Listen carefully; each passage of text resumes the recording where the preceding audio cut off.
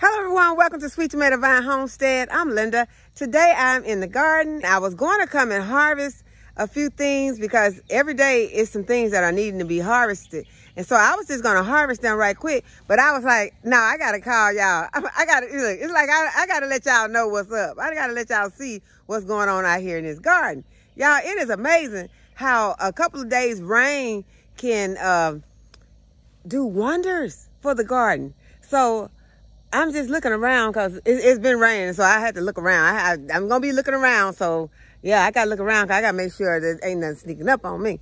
But I'm going to show y'all what's going on out here. Okay, I went ahead and I harvested this.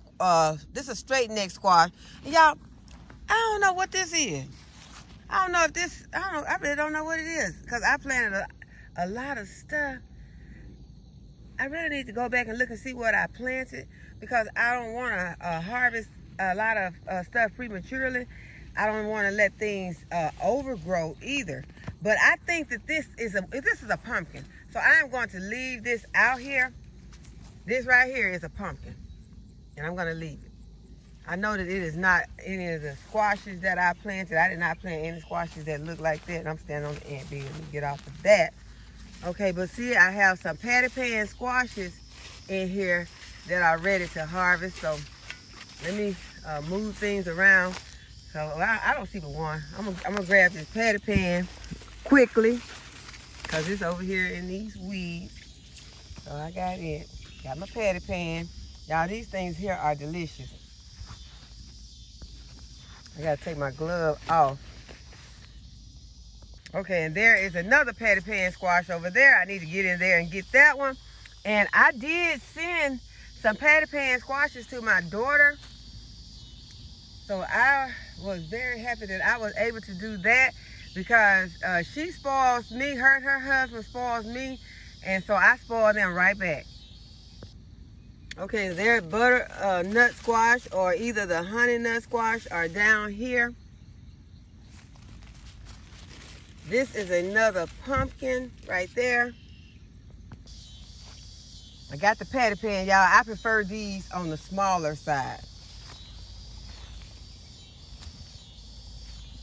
So there are other pumpkins out here I am seeing. But let me show y'all what the hype is all about. Let's show y'all why I got all excited.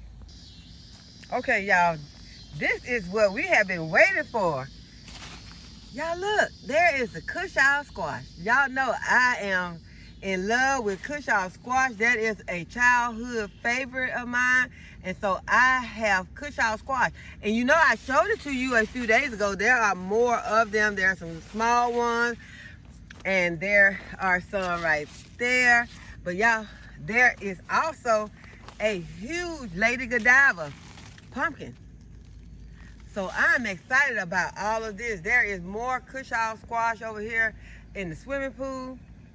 So there are more of the Lady Godiva or the, I think I keep calling the Kiki squash that's over there in the other swimming pool. So this rain is really causing things to really grow out here. And when I saw the Cushaw squash, I just got so excited because I am really looking forward to being able to harvest some of those. And I told y'all that they can get up to 40 pounds. They can just be the size of a watermelon. So I'm very excited about that.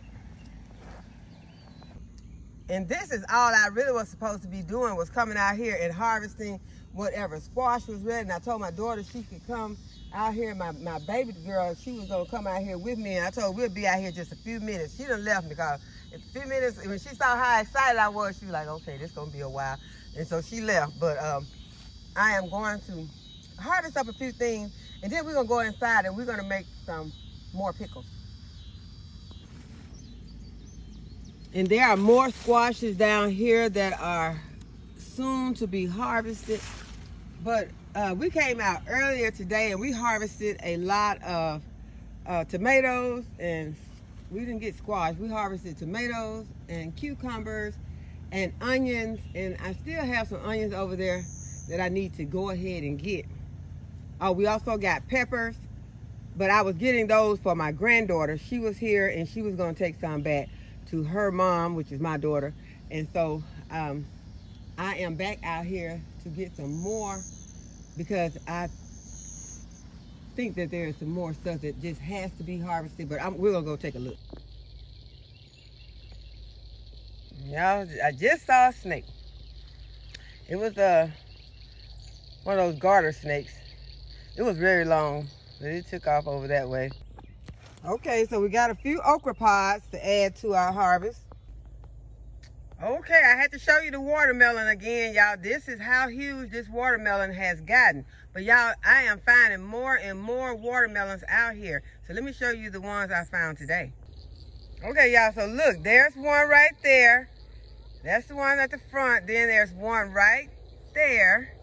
And then there's one right there. So that's 3 right there together. 1, 2, and that one right there makes 3.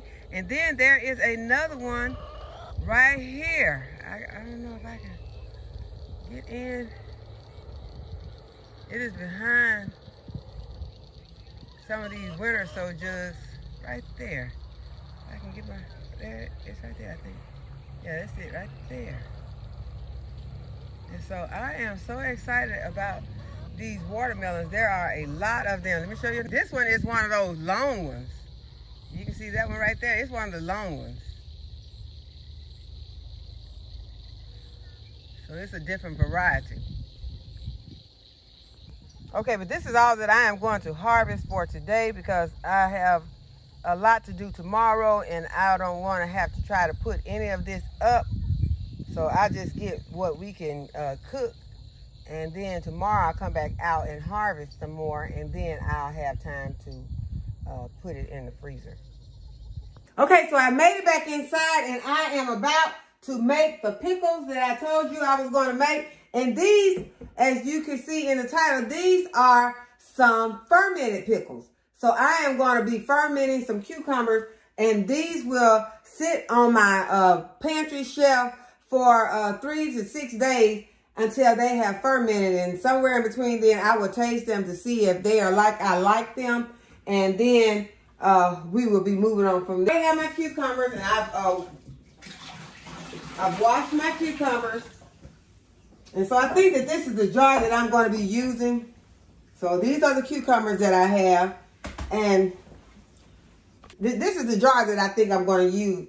And it's just because I had some extra cucumbers in here, and I do not want to let them sit for a long time. But when you are, as I was saying, when you are going to ferment your cucumbers, or even in your canning, this is your stem end right here. This one right here is your blossom end. So you want to always be sure to cut about 1 inch of that blossom end off, because that blossom end contains enzymes that can cause your pickles to get really, really soft once they're canned. So you want to always cut that off. But sometimes, you know, you might, be doing this really fast and you get confused. You be like, okay, now which end is the blossom end? Which end is the stem end? Well, the stem end is the part that was connected to the stem.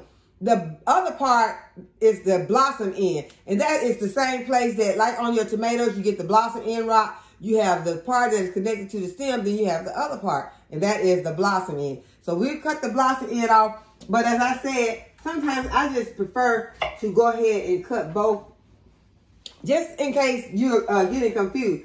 And a lot of times I like to do these whole. Today I am going to spear them.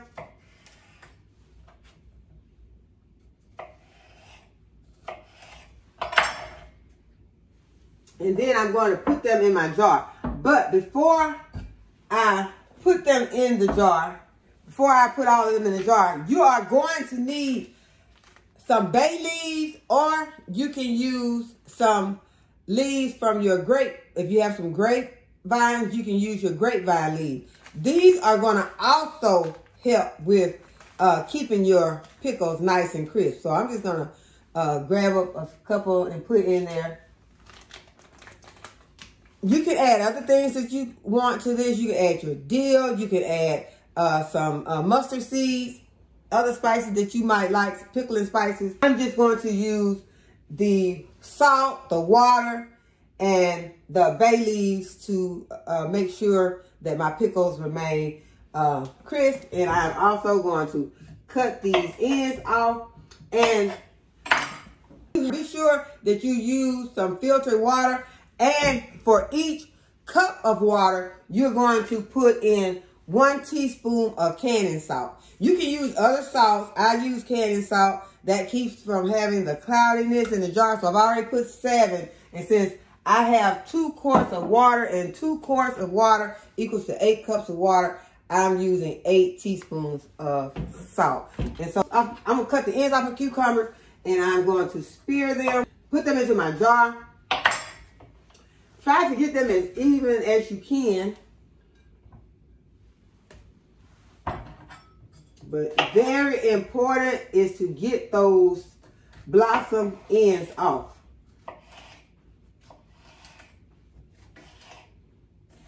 Let's see if I can lower the camera so that you all can see how I'm just making these spears.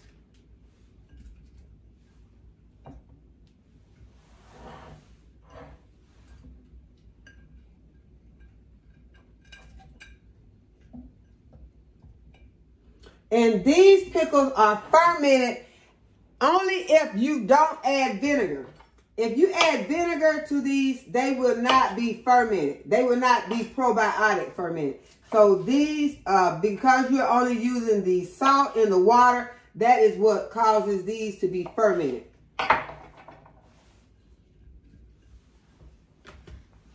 And they will have a lot of benefits for you by doing them this way.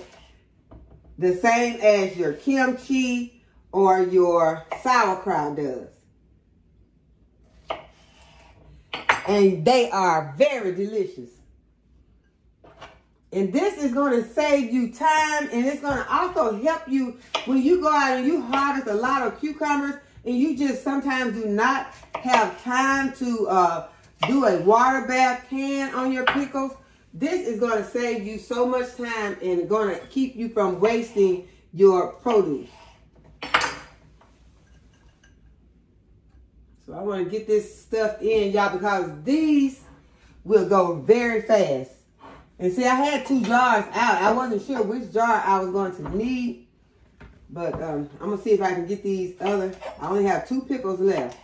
So I'm going to see if I can get these 2 pickles in. So be sure to remove that blossom end.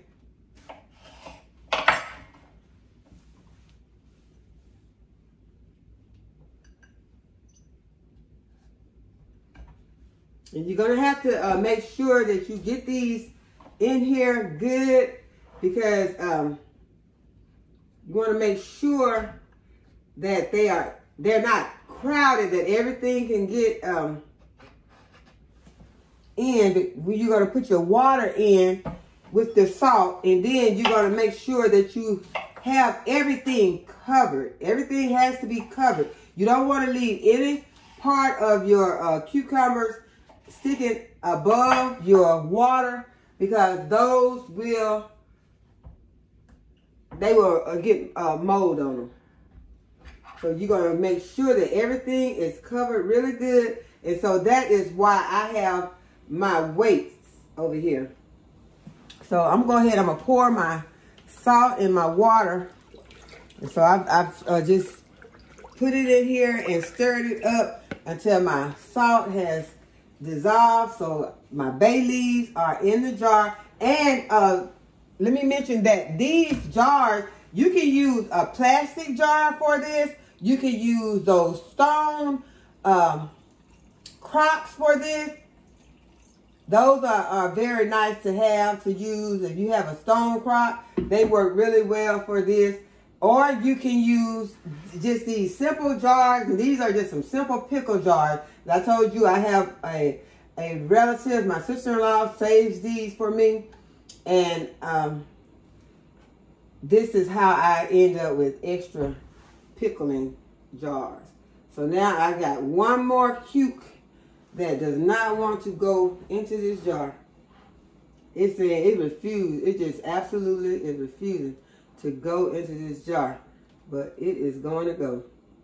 And so I have used almost all of my salt water. Okay, it is in. I have used almost all of my salt water. And so now I am going to just wipe the top of my jar. And you can take like a debubbler, and you can go in and go around your jar to make sure that everything is in, and try to remove those bubbles, that extra bubbles that are in there. And then this will help to get your this will help to get it down in better. So push those extra pickles that are trying to remain above the jar. You want to get those all down in there. And then you have a weight. I've got my weight, and I'm just going to push my weight down in here.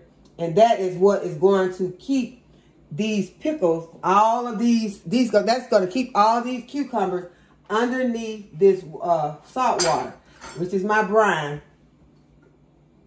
And you're going to sit this inside of a bowl, and you're going to put a lid on, but don't put your lid on too tight, because this lid is going to it's going to burp.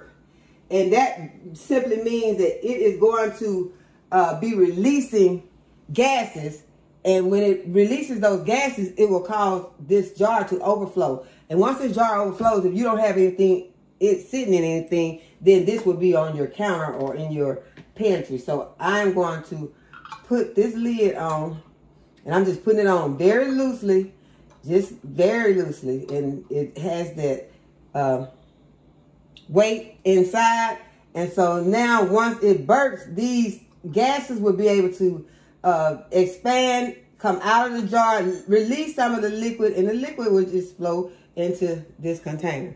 And so I'm going to leave these for approximately 5 days, maybe 6 days, because as I told you, these are not going to last long. Once they are fermented, I will take them and put them into my refrigerator, and then I will do them the same way that we do our sauerkraut when we feel like, you know, this is a very good probiotic, the same way that your sauerkraut and your kimchi is. So if you have extra cucumbers this season, try this. I think that you and your family will love it. So I'm just going to put this on my pantry shelf. I'm going to turn the light off because you want it to be dark in the area that it is sitting until it has completely fermented. So I hope that you all have enjoyed this video, and that you have learned something from it, and that you would give this video a thumbs up and subscribe to my channel. And go ahead and hit the notification bell to be notified whenever I upload a new video. And as always, thanks for watching. I'll see you in the next video. Bye-bye.